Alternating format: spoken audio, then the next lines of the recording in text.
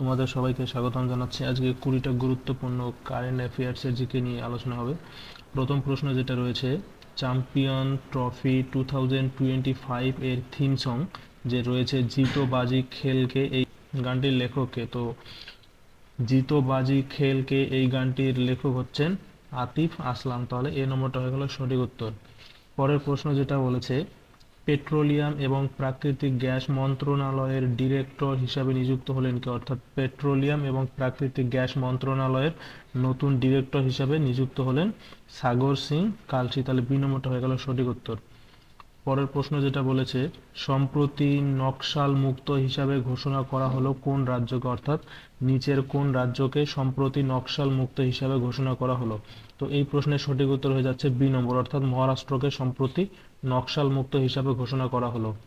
পরের প্রশ্ন যেটা বলেছে, এবং এই প্রশ্নটা খুবই গুরুত্বপূর্ণ কারেন্ট অ্যাফেয়ার্সের জন্য, চীনের বেল্ট অ্যান্ড রোড ইনিশিয়েটিভ থেকে বেরিয়ে আসা প্রথম লাতিন আমেরিকার দেশ কোনটি? অর্থাৎ চীনের বেল্ট অ্যান্ড রোড ইনিশিয়েটিভ থেকে বেরিয়ে আসা প্রথম লাতিন আমেরিকার দেশ হলো পানামা। তাহলে এই নম্বরটা হয়ে গেল সঠিক উত্তর।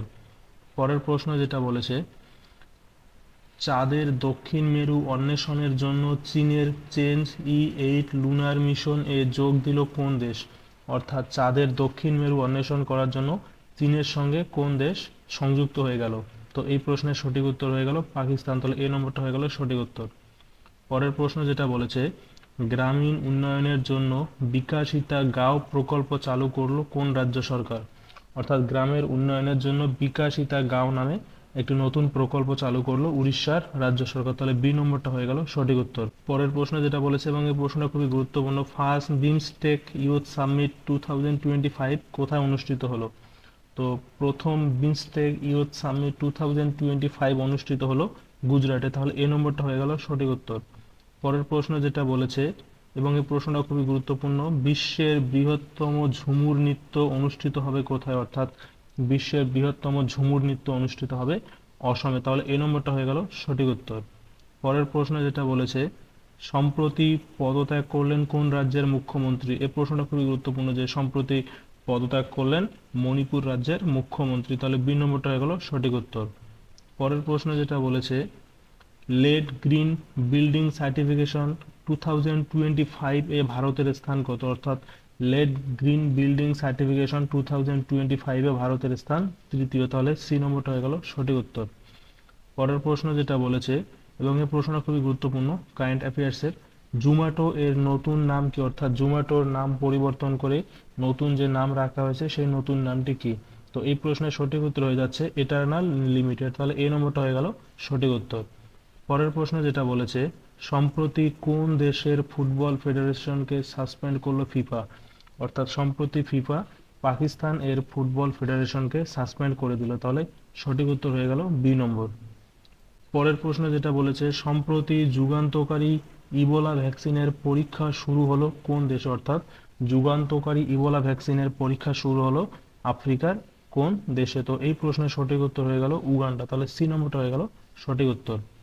পরের প্রশ্ন যেটা বলেছে, ইস্কান্দের এম ট্যাকটিক্যাল ব্যালিস্টিক মিসাইল তৈরি করলো কোন দেশ? অর্থাৎ নতুন ব্যালিস্টিক মিসাইল তৈরি করলো, এবং যার নাম হচ্ছে ইস্কান্দের এম ট্যাকটিক্যাল ব্যালিস্টিক মিসাইল।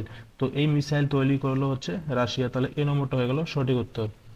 পরের প্রশ্ন যেটা বলেছে, এবং খুবই গুরুত্বপূর্ণ প্রশ্ন, ভারতের কোথায় first world audio visual entertainment summit আয়োজিত হবে? অর্থাৎ বিশ্বের প্রথম first world audio visual entertainment summit আয়োজিত হবে মুম্বাইয়ে। তাহলে 15 নম্বরের সঠিক উত্তর হয়ে গেল এ নম্বর।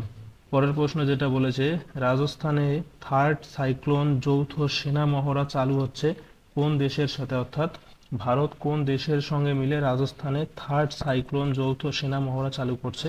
এই প্রশ্নের সঠিক উত্তর হয়ে যাচ্ছে বি নম্বর, অর্থাৎ ভারত মিশরের সঙ্গে সংযুক্ত হয়ে এই যৌথ সেনা মহড়া চালু করছে। পরের প্রশ্ন যেটা বলছে, এবং এই প্রশ্নটা খুবই গুরুত্বপূর্ণ, আমেরিকার পর ওয়ার্ল্ড হেলথ অর্গানাইজেশন থেকে বেরিয়ে যাওয়ার ঘোষণা করলো কোন দেশ? অর্থাৎ আমেরিকা প্রথমে ওয়ার্ল্ড হেলথ অর্গানাইজেশন থেকে বেরিয়ে গেল, এবং এর পরবর্তীকালে আর্জেন্টিনা ঘোষণা করলো তারা ওয়ার্ল্ড হেলথ অর্গানাইজেশন থেকে বেরিয়ে যাবে। তাহলে এই প্রশ্নের সঠিক উত্তর হয়ে গেল এ নম্বর। পরের প্রশ্ন যেটা বলেছে, জাতীয় মহিলা দিবস পালন করা হয় কবে? অর্থাৎ ন্যাশনাল ওমেন্স ডে পালন করা হয়ে থাকে 13ই ফেব্রুয়ারি। তাহলে এই নম্বরটা হয়ে গেল সঠিক উত্তর। পরের প্রশ্ন যেটা বলেছে, এবং এই প্রশ্নটা খুবই গুরুত্বপূর্ণ, পরবর্তী গ্লোবাল এআই সামিট হোস্ট করবে কোন দেশ? তোমরা জানো এআই সামিট 2025 হোস্ট করছে হচ্ছে কোন দেশ? ফ্রান্স। এরপরে বছর যেটা রয়েছে সেটা হচ্ছে 2026। এই গ্লোবাল এআই সামিট 2026 হোস্ট করবে কোন দেশ? ভারত। তাহলে সঠিক উত্তর হয়ে গেল সি নম্বর। পরের প্রশ্ন এবং আজকের শেষ প্রশ্ন যেটা রয়েছে, এবং এই প্রশ্নটা খুবই গুরুত্বপূর্ণ, 14th Asian fishers and aquaculture forum অনুষ্ঠিত হবে কোথায়? অর্থাৎ এশিয়া মহাদেশের মধ্যে 4র্থতম ফিশারিজ অ্যান্ড অ্যাকুয়াকালচার ফোরাম অনুষ্ঠিত হবে নতুন দিল্লিতে। তাহলে বি নম্বরটা হয়ে গেল সঠিক উত্তর। এই ছিল আজকের গুরুত্বপূর্ণ 20টা কারেন্ট অ্যাফেয়ার্সের জিকে।